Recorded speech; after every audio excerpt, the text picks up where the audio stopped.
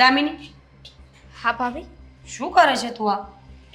કાંઈ નહીં, હા વાસણ ધોવાઈ ગયા છે ને તો હવે એને મૂકી દઉં જગ્યાએ. એ પછી મુકાય ને. પહેલા મંદિરની સાફ સફાઈ કરવી જોઈએ. મંદિરમાં બધું એમનેમ જ પડ્યું છે. ધૂપ દીવા કરીએ ને તો સાફ સફાઈ તો કરવી જ પડે. હા તો ભાભી એક કામ કરી, તમે નવા લગ્ન કરીને આવ્યા છો ઘરમાં તો મંદિરનું કામ તમે જોઈ લો અને રસોડાનું કામ હું જોઈ લઉં. ખબર જ છે મને. સારી થવાની કોશિશ ન કર. તને એવું લાગે છે ને કે તું રસોઈ કરીને બધાને ખવડાવ્યા કરીશ એટલે બધા તારી તરફદારી કરશે? પ્લીઝ હા, રસોડાનું કામ હું કરીશ અને બાકી બધા તું કરજે. તમે આવી રીતે કેમ વાત કરો છો? શાંતિથી પણ વાત થઈ શકે ને. જુઓ, આપણે દેરાણી જેઠાણી છીએ, એવું જરૂરી નથી હોતું ને કે બધી જ દેરાણી જેઠાણી એકબીજાની સાથે ઝઘડો કરે. આપણે બહેનો બનીને પણ રહી શકીએ ને. અને એમ પણ તમારી પહેલાં આ ઘરમાં લગ્ન કરીને હું આવી છું તો આ ઘરમાં કોને ક્યારે શું વસ્તુ જોઈએ છે, આ ઘરના નીતિ નિયમ રીતિ રિવાજ બધું મને ખબર હોય. પણ થોડા સમયમાં છે ને તમે પણ આ ઘરથી ટેવાઈ જશો. તારે મને શીખવવાની જરૂર નથી. નાની કીકલી નથી કે મને ખબર ન પડતી હોય. અને હા, આ તે પૂછ્યું ને કે આવી રીતે કેમ વાત કરો છો, તો મારો સ્વભાવ જ આવો છે. મને સ્ટ્રેટ એન્ડ ફોરવર્ડ બોલવાની આદત છે. તને મીઠી વાતો કરતા આવડતી હશે પણ મને નહીં. એમાં મીઠી વાત ક્યાં આવી? અરે સીધી રીતે તો કહ્યું તમને, કંઈ નહીં. તમારે રસોઈ બનાવી હોય તો તમે કરી નાખો ને, મંદિરનું કામ હું કરી નાખીશ. અત્યારે નહીં, સાંજથી.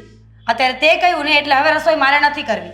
મને ખબર છે કે વધારે રસોઈ કરવાની આવી હશે ને એટલે મને સોંપી દીધી. અરે તમને એકેય વાતે નથી પહોંચાતું.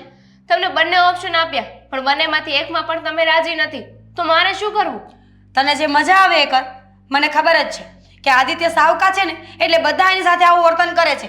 પણ યાદ રાખજે, હું આદિત્ય નથી. હા, કોઈનું સાંભળીને નહીં બેસી રહું. અરે આમાં સાવકાની વાત જ નથી અને અમારા લોકોની વચ્ચે ક્યારે આવું સાવકાપણું આવ્યું જ નથી. અમે બધા એક પરિવારની જેમ રહીએ છીએ અને હવે એમાં તમે પણ ઇન્ક્લુડ થઈ ગયા છો. લાગતું તો નથી મને એવું કંઈ. ઇન્ક્લુડ થઈ ગઈ હોત તો ક્યારેક તો પ્રેમથી મારી પાસે આવીને બેઠી હોત ને. પણ બસ 24 કલાક ઘરના જ કામ કર્યા કરે એવું જતાવવા માંગે છે ને કે તને આ ઘરની બહુ ચિંતા છે અને મને નહીં. જો મેં તો એવું વિચાર્યું હતું કે તમારે નવા લગ્ન થયા છે ને તો તમે થોડો સમય આરામ કરો, પછી તો આખી જિંદગી કામ જ કરવાનું છે ને તો થોડો સમય કામ હું સંભાળી લઉં. પણ એ વાતને તો તમે કેટલી ઊંધી લઈ લીધી. હા, કારણ કે મને ખબર પડે છે. મારી માએ મને સંસ્કાર આપી અને બુદ્ધિ આપીને મોકલી છે અહીંયા. મને ખબર પડે છે કે કોણ શું વિચારે છે આ ઘરમાં મારા વિશે. તો શું વિચારીએ છે? એ જ કે આદિત્ય સાવકા છે એટલે તમે મને પણ આવી રીતે કોર્નર કરવા ઈચ્છો છો. પણ યાદ રાખજે, હું તમારા કોઈથી ડરું એમ નથી. અરે અમે કાંઈ ભૂત છીએ કે તમારે અમારાથી ડરવું જોઈએ? અને અમે કોઈને કોર્નર નથી કરતા. આ ઝઘડા તો તમે ઘરમાં આવ્યા ને ત્યારથી ચાલુ થયા છે. બાકી અમે બધા તો શાંતિથી રહેતા જ હતા. તો અત્યારે શાંતિથી કેમ સાંભળી ન લીધું?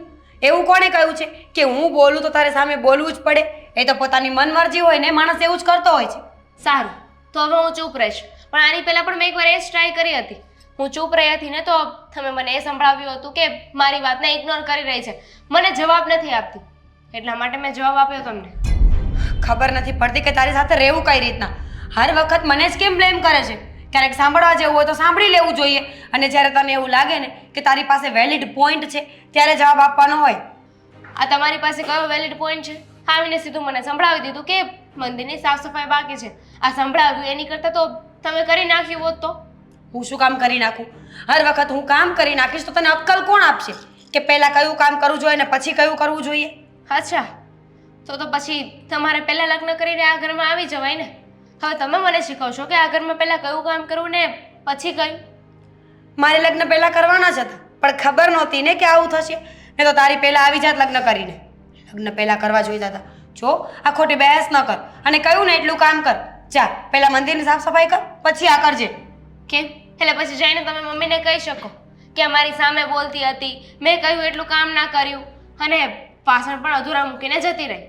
જોયું કેટલું એડવાન્સમાં વિચારી રહી છે તું. મને તો એમ હતું કે તું મંદિરની સાફ સફાઈ કરવા જાય ને તો હું જ કરી નાખીશ. પણ હવે તને શોખ જ છે ને કામ કરવાનો તો કર્યા કર. રસોઈ પણ તું જ કરી નાખજે. તો મેં ક્યાં કહ્યું કે તમે કરો? આ ના કરવા દો ને તો પણ તમે એમ બોલો છો કે બધાની નજરમાં મને પાડવાની કોશિશ કરે છે. કરવું શું? કંઈ કરવું નથી. આજે આદિત્ય આવે ને એટલે વાત કરી જ લેવી છે. આ ઘરમાં બધા મારી પાછળ પડ્યા છે.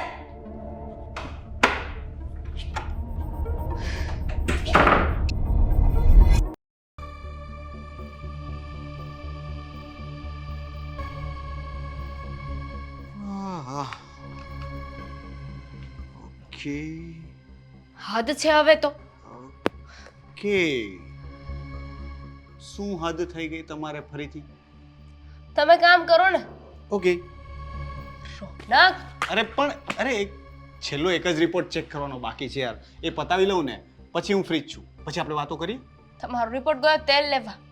અરે એક તો મને મજા નથી ઘરના, તો પણ બધા કામ કરું છું અને છતાંય છેલ્લે સાંભળવાનો વારો તો મારો જ આવ્યો. તને મજા નથી તો મને લાગે છે તારા પણ રિપોર્ટ કઢાવવા પડશે. ચાલ આપણે દવાખાને જઈએ. આ ઘરમાં મને શાંતિ મળશે ને તો રિપોર્ટ કરાવવાની કોઈ જરૂર નથી, દવા લેવાની પણ જરૂર નથી. આ ઘરમાં શાંતિ જ તો છે. મારી સાથે લગ્ન કર્યા પછી તને કઈ વાતનું દુઃખ છે? આ તમારા ને મારા લગ્ન થયા ને પછી મને કોઈ દુઃખ નહોતા, પણ જ્યારથી આદિભાઈના લગ્ન થયા છે ને ત્યારથી દુઃખ જ દુઃખ છે. કેમ આવું બોલે છે? ભાભી સાથે કઈ થયું? બીજું કોણ હોવાનું છે? મમ્મી સાથે તો ક્યારે મારે ઝઘડો નથી થતો, નથી ભાઈ સાથે થતો કે નથી તમારી સાથે થતો. આપણે બધા શાંતિથી રહેતા જ હતા ને, કંઈ વાંધો નહોતો. પછી આપણને એવું થયું કે હવે થોડું એન્ટરટેનમેન્ટની જરૂર છે, એટલે આપણે ભાઈને લગ્ન કરાવી દીધા. મને એવું લાગતું તો હતું પણ તે આજે કહ્યું એટલે મને ખાતરી થઈ ગઈ. મીરા ભાભીનો સ્વભાવ થોડો એવો થોડો તો બહુ વધારે. આદિભાઈએ ક્યારેય કહ્યું નહીં કે આ ભાભીનો સ્વભાવ આવો છે, જો કે એને પણ ખબર નહીં હોય. મેં પણ નહોતું કહ્યું ને, એટલા દિવસ બધું જોયા જ કર્યું. પણ હવે છે ને વાત હદથી વધી ગઈ હતી. અરે એમને તો કાંઈ કહેવાતું નથી, જે પણ કહો ને બધી વાતને ઊંધી લે છે. એમને કહ્યું હોય કે તમે આ કામ કરી નાખો તો એમાં પણ વાંધો હોય. આપણે કહીએ કે તો ઠીક છે, આ કામ હું કરી નાખીશ, તમારે જે કરવું એ કરો, તો ત્યાં આપણને એવું કહે છે કે હવે તું મને શીખડાવીશ કે મારે શું કરવું ને શું નહીં. મને થયું કે નવા નવા આવ્યા છે તો આપણા ઘરમાં સેટ થતા એમને ટાઈમ લાગશે, આપણા બધાની નેચરની સાથે સેટ થતા થોડોક સમય એમને લાગી જશે. પણ નહીં, હું પણ એ જ કહેવા માંગુ છું કે એ નવા નવા છે તો કદાચ એમને સમય લાગતો હોય. હવે એમના ઘરનું ને આપણું વાતાવરણ અલગ હોય અહીંયાનું, તો એમને હજુ મેન્ટલી સેટ ન થતું એટલે ક્યારેક ગુસ્સો આવી જતો હોય. દર વખતે એવું નથી કે ગુસ્સો આવે તો વ્યક્તિ ખરાબ હોય. કદાચ એવું બને ને કે ટેમ્પરરી એમને ગુસ્સો આવતો હોય, પછી સમજી જશે, ધીરે ધીરે એડજસ્ટ થઈ જશે. કોઈ એક વાતને લઈને આવું થતું હોય તો સમજીએ. બધી જ વાતમાં આવું થાય. આ ખાલી મારી સાથે નહીં, મમ્મી સાથે પણ આ જ થાય છે. મમ્મી 2 દિવસ પહેલા જ મને કહેતા હતા. કમાલ છે યાર. એનો મતલબ કે મારા સિવાય બધાને બધી ખબર છે. મમ્મી મારા મોઢે પણ કંઈ બોલ્યા નથી. શું કામ બોલવું જોઈએ? અમને એમ હતું કે હા બાયુ માણાની વાત છે, અમારા વચ્ચે રાખીએ તો વધારે સારું રહેશે. હવે એક તો આખો દિવસ તમે કામમાં હોય, આદિભાઈ આખો દિવસ કામ કરતા હોય, અને એમાં આ બધી વાત તમને ક્યાં કહેવી? ખાલી ખોટું તમને શું કામને ટેન્શન આપવું? હવે જો મને એવું લાગે છે કે મારે એક વખત ભાઈ સાથે આ વિષય પર ચર્ચા કરવી જોઈએ. અને ભાઈ સાથે શું વાત કરશો? જે છે તે વાત કરવાની ને, આપણે ફેક્ટ્સ કહેવાની છે ને કે ભાઈ મીરા ભાભી આવું આવું ઘરમાં કરે છે, એના લીધે ઘરનું વાતાવરણ બગડે છે અને એના લીધે આપણા બે વચ્ચેનો પણ સંબંધ બગડશે, એવું હું ચોખ્ખી ભાષામાં કહી દઉં. એટલે આદિભાઈને શું લાગશે? એને દુઃખ તો થશે. દુઃખ થશે ની વાત તો પછીની છે, પણ હવે તમે જઈને આદિભાઈને આ વાત કરશો તો એમને એવું લાગશે ને કે આ લોકો પણ હવે મને સાવકો સમજવા લાગ્યા છે. સાવકો? આ વાત વચ્ચે ક્યાંથી આવી દામિની? આ હું નહીં, આદિભાઈના વાઈફ જ લઈને આવ્યા છે. આટલા વર્ષમાં અમે કોઈ દિવસ એવું વિચાર્યું નથી કે આદિ અને હું સગો ભાઈ નથી. ઇવન મમ્મીએ પણ મારા અને આદિ વચ્ચે ક્યારેય ભેદ નથી કર્યો. માનું છું કે આદિ મારો સગો ભાઈ નથી, પણ સગા ભાઈથી કમ પણ નથી. રોનક, એવું આપણે સમજીએ છીએ, પણ ભાભીના મનમાં એવું નથી. એમને તો એવું છે કે આપણે બધાને જલસા કરવા છે, શાંતિથી રહેવું છે અને બધું કામ આદિભાઈ પાસે કરાવવું છે. આપણે એમને સરખી રીતે રાખતા નથી. કહેવાય છે ને કે ઘરમાં પારકી સ્ત્રી આવે ને પછી ક્યારેક ક્યારેક આવું થાય છે. તું આવી ત્યારે આ બધું ન થયું, તો હવે મીરા ભાભી આવીને શરૂ કર્યું. બસ આ જ વાતની બીક હતી મને કે અમારા ભાઈઓ વચ્ચે જો કોઈ ફૂટ પડાવી શકે ને તો એ કોઈ સ્ત્રી જ હશે. પણ મનની કૃપા છે કે તું એવી નથી. જો હા, તો મારા મનમાં જે ગુસ્સો હતો ને ભાભીને લઈને એ મેં તમને કહી દીધું. બાકી તમને ખબર છે કે ઘરમાં ઝઘડા થઈને હું નથી ઈચ્છતી, અને આદિભાઈને કહેશો ને તો વાત વધારે વધી જશે. હું પણ એવું નથી ઈચ્છતો કે ઘરમાં ઝઘડા થાય. અને મારા માટે પ્લીઝ દામિની થોડો ટાઈમ સહન કરી લે. કદાચ એવું બને કે મેં કહ્યું એમ હજી આ ઘરમાં સેટ ન થતા હોય, એના લીધે એમને ગુસ્સો આવતો હોય, અથવા તો અન્ડરસ્ટેન્ડિંગનો પ્રોબ્લેમ હોય. ધીરે ધીરે સમજી જશે. સારું, હવે એટલો સમય આપ્યો છે તો થોડો સમય વધારે, થોડી રાહ જોઈ જોઈએ કે શું થાય છે. સારું. શ્યોર?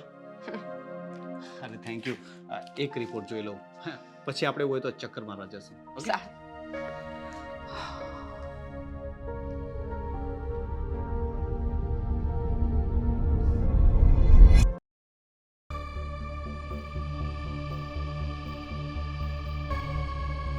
મમ્મી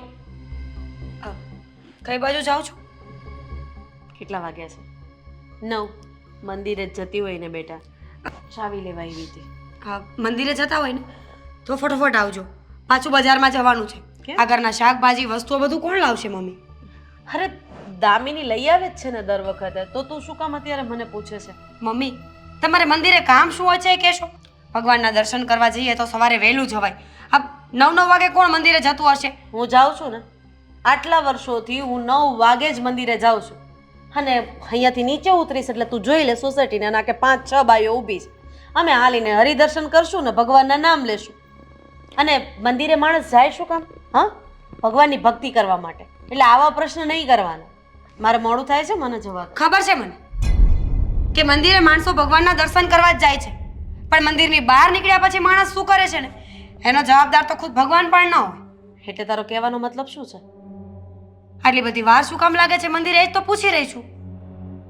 આ બધા સવાલ તું મને પૂછે છે? હું તારી સાસુ છું, તું મારી સાસુ નથી. ખબર છે આ મને. ઘરમાં દામિની પરણીને આવીને ક્યારે એણે મને કોઈ સવાલ નથી પૂછ્યો અને હસતા મોઢે આ ઘરના કામ કર્યા છે અને ઘરની તમામ જવાબદારીને હસતા મોઢે સ્વીકારી લીધી છે.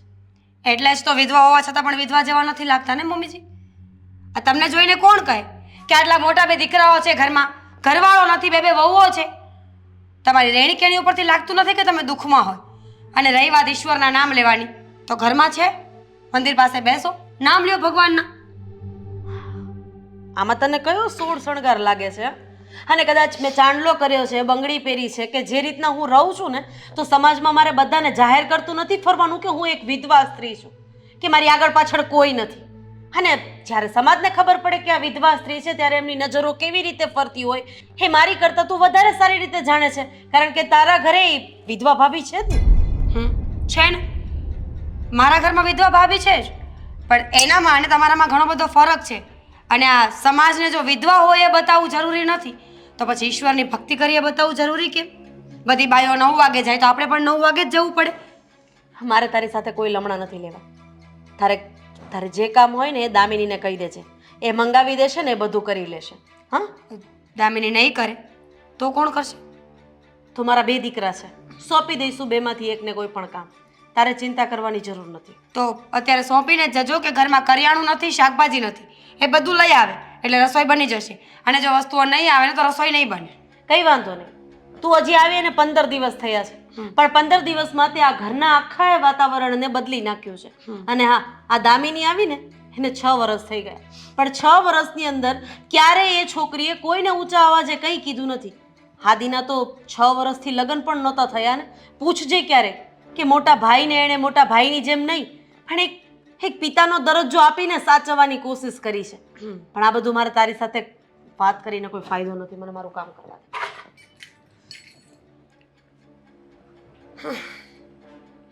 વાહ, દામિની બોલતી નથી એટલે બહુ સારી લાગે છે ને?